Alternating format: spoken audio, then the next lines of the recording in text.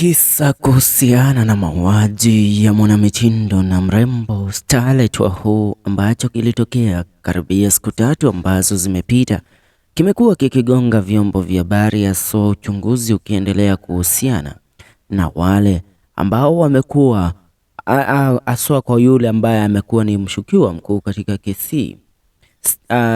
Starlet Wahu aliuawa na John Matara ambaye ndiye mshukiwa mkuu katika mauaji haya. Ila baada ya chunguza imeweza kugundulika kuna conversation ya mwisho ambayo huyo John Matara aliweza kuifanya yeye pamoja na ambaye alikuwa mmiliki wa zile Airbnb ama nyumba ambazo Matara pamoja na Starlet Wahu walikuwa wamekondisha kwa ajili ya kujiburudisha na kuweza have fun. Now, in a shocking turn on events, a screenshot of a WhatsApp conversation between John Matara, the owner, and the owner of an Airbnb has surfaced.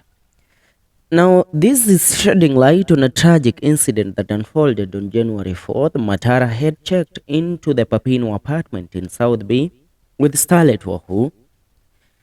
The CCTV footage captured Matara and Wahu entering the apartment in the early hours of the morning, but the night took a devastating turn. Matara was again caught on camera leaving the apartment alone, prompting concerns that something had gone awry.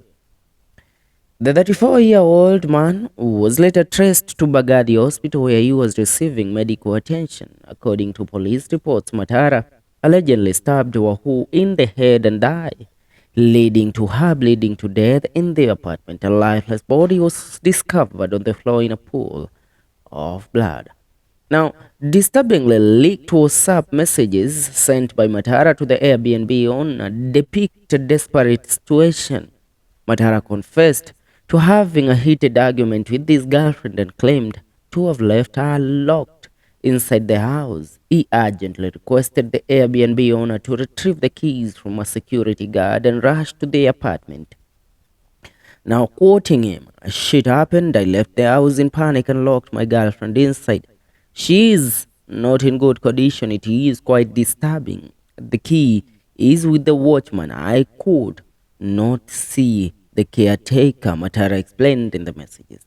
Now, as the conversation continued, Matara revealed more details about the altercation, stating, "I am far away now. It was a heated argument and I did some shit. She is in the bedroom. The earlier you get there, the better. The later you get there, the worse. You won't hear from me for some hours. I need recuperation. I am so sorry about it. Please say no words." And some say no words for now.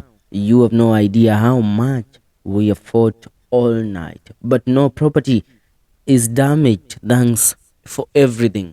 Yani huo mtu ni mtu fulani mpumbavu sana. Anaongea akijaribu kuonyesha jinsi ambavyo ajaribu mali kwa ile nyumba ambayo alikuwa na upumbavu mwingi ambao ana explain in the conversation. But ukikuja kuangalia, hawa ni watu ambao tunawatambua kwa characters zao kama psychopath. Yeye haoni kama kitendo ambacho alikifanya cha kumdunga huyo binti kama kilikuwa ni kitendo cha ajabu, wala ni kitendo ambacho ni cha kuatua moyo. Maana anasema usijali, amna vitu tumevunja kwenye nyumba yako. Amna vitu umevunja na nyumba yangu, umeacha mtu huko kafia huko ndani, we pumbavu.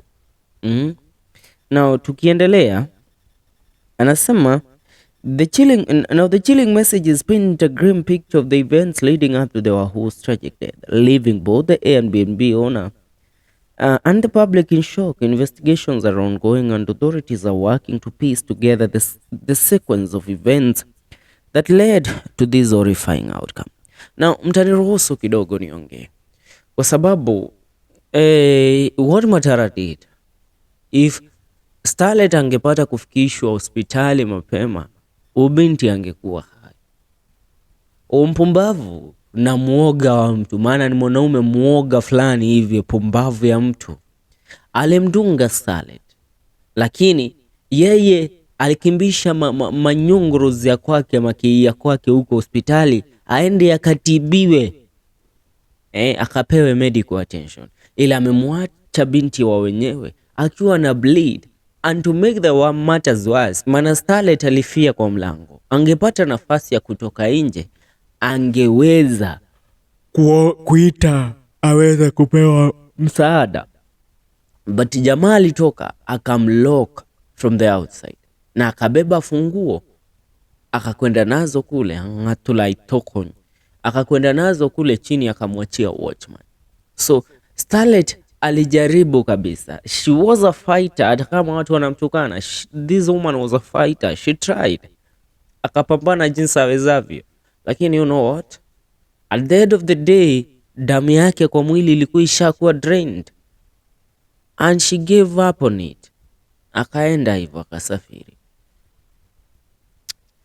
Mwenyezi Mungu ailaze roho yake binti huyu pema peponi, naye huyu mwanaume haki itendeke, apewe adhabu ambayo anastahili. Kwanza atolewe hiyo kalingalinga iko katikati ya miguu. Pumbavu.